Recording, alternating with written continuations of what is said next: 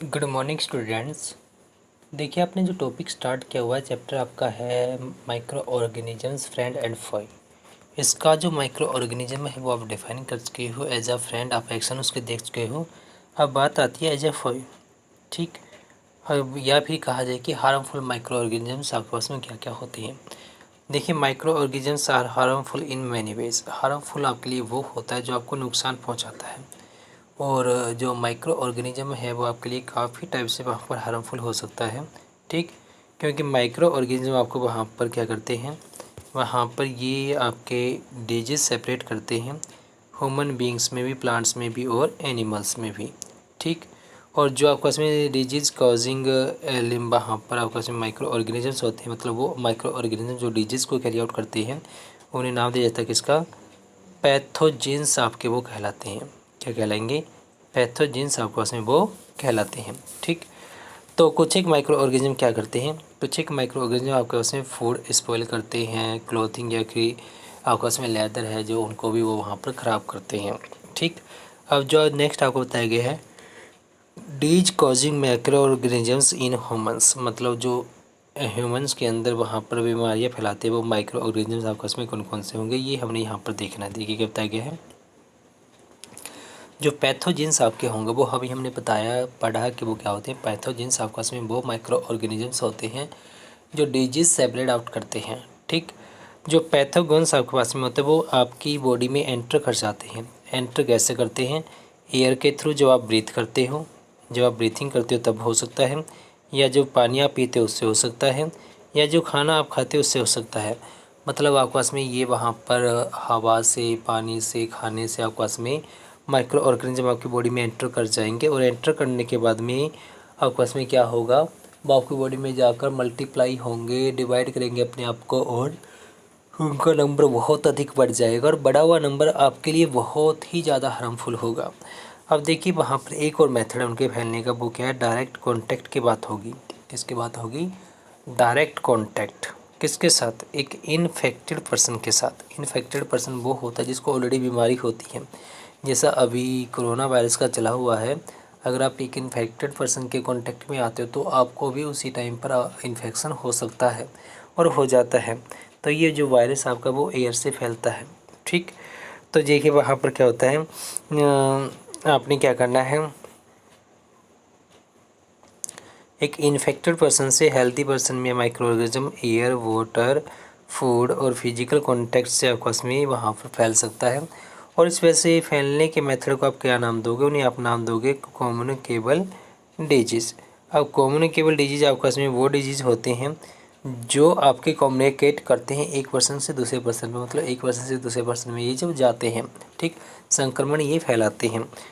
और इनके जो एग्जाम्पल्स है वहाँ पर क्या क्या है, cholera, common cold, chickenpox and tuberculosis, ये सब आपके पास में एग्जाम्पल हैं।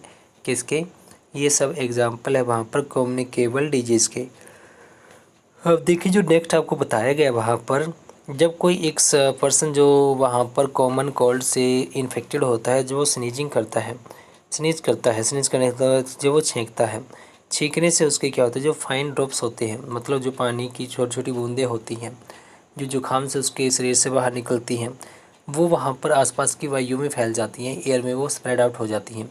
और जब उसके इन्फेक्टेड एयर में कोई पर्सन ब्रीथिंग करता है जो हेल्दी पर्सन हो, तो वो उसकी बॉडी में एयर के थ्रू उसकी बॉडी में वो एंटर कर जाते हैं, और होगा ये कि आपके पास भी वो हेल्दी पर्सन भी डिजीज होने के कारण वहाँ पर इन्फेक्शन का शिकार हो जाएगा और इन्फेक्शन उसको हो जाएगा।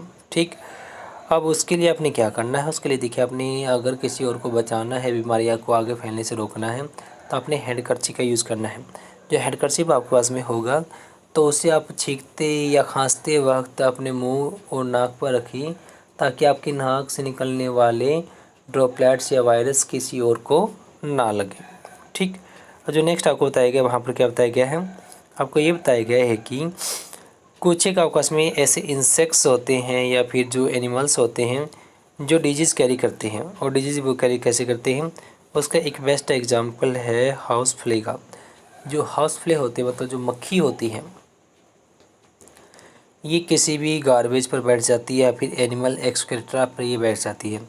जो एनिमल एक्सक्रीटा हो या फिर गार्बेज हो, तो टाइम के साथ वो वहाँ पर डिकम्पोज होता है, उसके ऊपर वहाँ पर क्या हो जाते हैं, पैथोजेंस उसके ऊपर आ जाते हैं। पैथोजेंस जो वहाँ पर वो हाउसफ्ले बैठेगी तो पैथोजेंस उसकी बॉडी के साथ चिपक जाएंगे। चिपकने का मतलब है कि वो उसकी बॉडी के ऊपर क्या चढ़ जाएंगे, कैरियर उसकी बॉडी को बनाएंगे।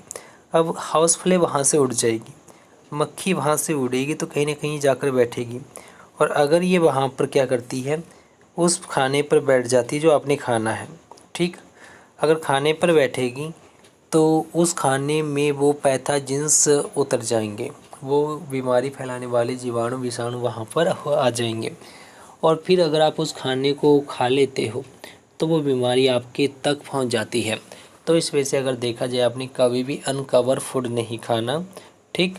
और वहाँ पर जो एग्जाम्पल बताया गया आपके पास में, जो कई आपके पास में होते हैं फीमेल, आपके पास में क्या है, फीमेल एनोफिलिस आपके पास में मस्कीटो है जो वहाँ पर मलेरिया की पैरासाइट कैरी करती है, ठीक। और वो पैरासाइट आपके पास में कौन है, वो है Plasmodium.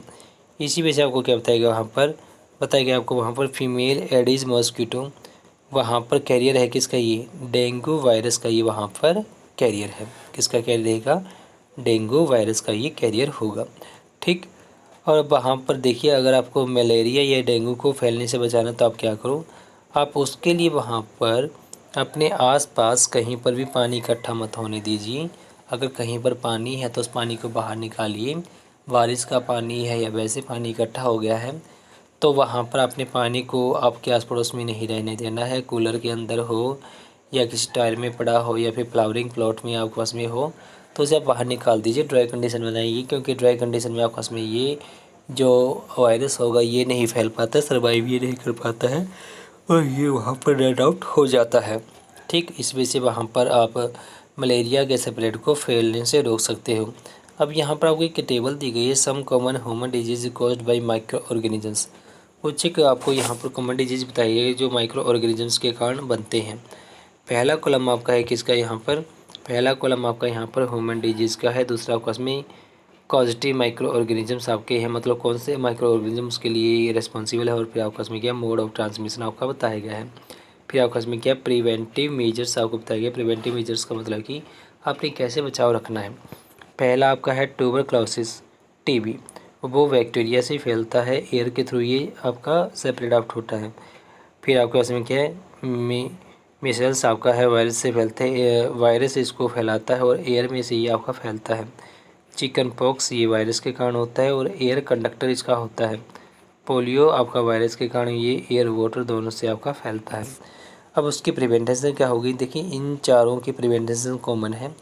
Keep the patient in complete isolation. Isolation का मतलब होता है कि जहाँ पर कोई भी ना जा पाए, अकेला एक ही पर्सन हो, ठीक। Keep the personal belonging of the patient away from those of others. Vaccination to be given at suitable as.